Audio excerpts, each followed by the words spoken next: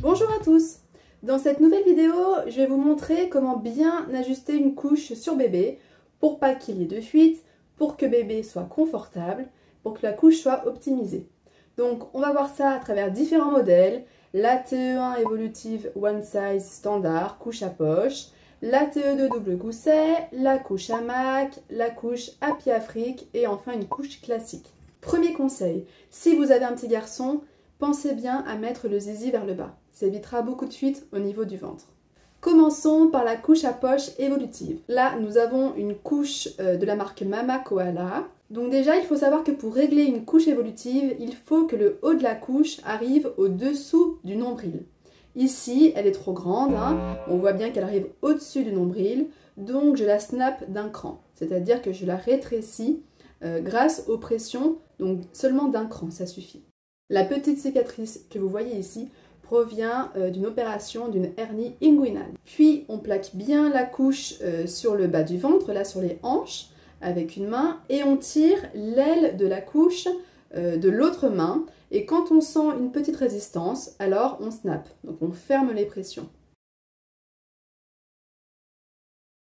Puis on met bien les élastiques dans l'aine. Ceci permet de faire une barrière naturelle contre les fuites, notamment donc les fuites au niveau des cuisses. On check bien que les élastiques soient collés à la cuisse, on ne doit pas avoir de jour, mais on doit également pouvoir facilement passer un doigt. Il ne faut pas non plus que les élastiques soient trop serrés, sinon ça va faire vraiment des grosses marques sur bébé.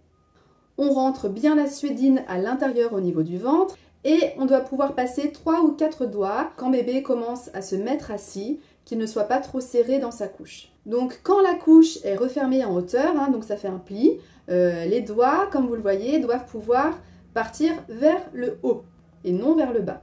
Dernière chose, bien checker que la suédine ne dépasse pas derrière. On ne doit pas avoir l'arrêt des fesses, puisque si nous voyons l'arrêt des fesses, c'est que la couche est trop petite. J'insiste vraiment sur le fait que quand vous rétrécissez la couche en hauteur, il faut pouvoir mettre vos doigts vers le haut et non vers le bas. C'est vraiment très important, ça évite qu'il y ait trop de tissu sur le côté, comme vous pouvez le voir ici, puisque déjà ce n'est pas agréable pour bébé d'avoir une petite boursouflure de tissu, et en plus ça permet vraiment d'éviter les fuites. Donc comme vous voyez, le haut de la couche doit vraiment faire une sorte de ceinture pour que la couche soit bien mise en place. La mise en place des pressions ne doivent pas être symétriques, hein, c'est vraiment en fonction de la morphologie de bébé. Vous pouvez très bien mettre une pression vers le bas à un niveau et la pression vers le haut à un autre niveau, par exemple, il n'y a aucun problème. Au sujet de la suédine qui peut parfois dépasser de la couche. Ce n'est pas forcément de la suédine d'ailleurs, hein, ça peut être aussi de la micropolaire ou encore d'autres matières qui permettent donc l'effet au sec.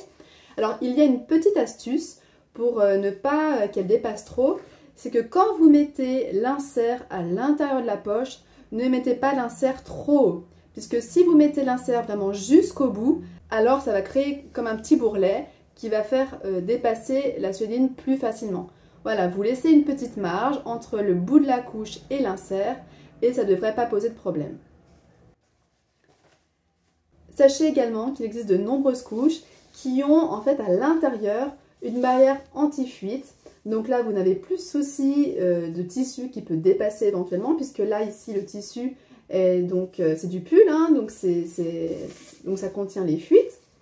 Donc là, vous voyez, par exemple, vous avez la marque Petite Crown, où vraiment cette bande de tissu est très pratique. Les Mama Koala donc, que je viens vous présenter viennent de sortir une version V2 avec également une partie pull ici en haut de la poche, voilà, donc qui permet d'éviter ce problème. Voilà, de nombreuses marques de couches maintenant ont ce système-là qui est très pratique. Pour la mise en place d'une TE2 à double gousset, là vous avez une couche de la marque Poppin, donc c'est vraiment la version TE2, hein, à ne pas confondre avec la version TE1. Donc là vous pouvez voir qu'il n'y a qu'une seule rangée de pression, il n'y a pas de pression pour les cuisses et de pression pour le ventre, mais franchement il n'y a aucun problème pour l'ajustement. Donc là j'ai mis un linge Bambino Mio avec un petit voile polaire. Donc c'est vraiment le même principe, hein. J'ai déjà fait le réglage pour les pressions au niveau de la hauteur. Je plaque la couche pour fermer les pressions au niveau du ventre. Je check bien que le pli soit vers le haut, que les élastiques soient bien dans l'aine.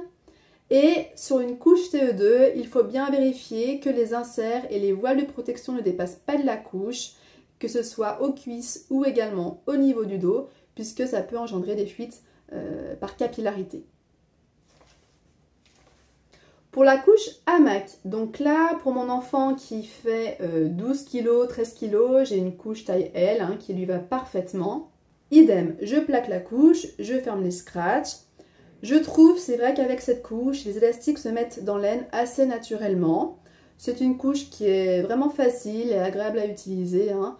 Vraiment, les gros points négatifs, comme je le dis dans ma vidéo hamac, c'est le fait que cette couche soit fragile, je trouve, hein, au niveau de son lavage, au niveau du nettoyage des élastiques.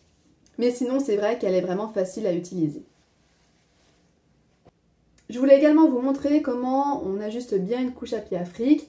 C'est vrai que c'est une couche assez atypique et comme j'en propose dans mes kits de location, vous verrez bien comment on peut la mettre sur bébé. Tout d'abord, pour réduire la couche, les pressions sont situées au niveau des fesses, sur le derrière de la couche. Donc ça, c'est déjà assez atypique.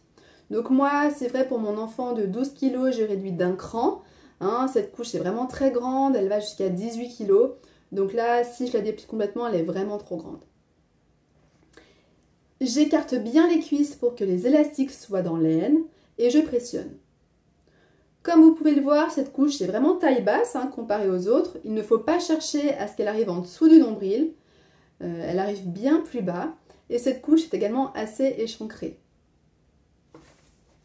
Je vérifie que les élastiques noirs soient bien en contact avec la peau de bébé. Il ne doit pas y avoir de jour hein, comme sur toutes les autres couches. Et bien sûr, on ne doit pas voir l'arrêt des fesses. Sinon, il faut augmenter la taille. Pour la couche classique, j'ai pris une couche de chez Lulu Nature en chanvre et coton. Donc la couche classique, c'est assez simple, on la pose telle qu'elle. Il y a beaucoup moins d'ajustements puisque c'est la surcouche qui permet de faire l'étanchéité. Donc on vérifie quand même qu'elle n'arrive pas trop au niveau du nombril. Et quand on pose la surcouche, il faut que celle-ci couvre toute la couche. Il ne faut pas que la couche classique dépasse de la surcouche.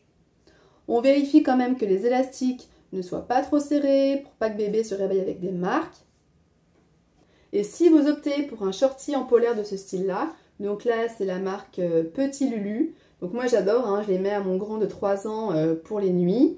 Donc là, c'est taille XL, hein, c'est vraiment énorme. Mais il faut bien vérifier que la couche ne soit pas en contact du micropolaire qu'il y a au niveau des cuisses et au niveau du ventre. Puisque même si la micropolaire est hydrophobe, si la couche est vraiment remplie, elle peut quand même se gorger d'humidité. Et à ce moment-là, le pyjama, les draps sont mouillés. Donc vraiment, la couche doit se situer à l'intérieur, ici de la partie en pull. Au sujet des couches donc, que l'on ferme avec des pressions, je voulais vous préciser que certains modèles possèdent plus de pression, comme ici pour la petite Crown. Donc là, vous avez les pressions au niveau du ventre, ici au niveau de la cuisse, et ici vous avez une autre pression. Donc en fait, celle-ci, ça permet que les ailettes vraiment tiennent bien. En fait, que les ailettes ne remontent pas ou ne descendent pas, notamment quand bébé commence à se mouvoir, à marcher, etc. Moi, je vous conseille fortement de mettre ces pressions. La couche tiendra d'autant mieux. Et bien voilà, grâce à cette vidéo, j'espère que vous n'aurez plus de problème d'ajustement des couches lavables sur bébé, que vous n'aurez plus de fuites, notamment au niveau des cuisses, puisque c'est souvent là quand même qu'il y a des fuites, hein, c'est quand la couche est mal positionnée, soit dans l'aine ou qu'elle est trop lâche.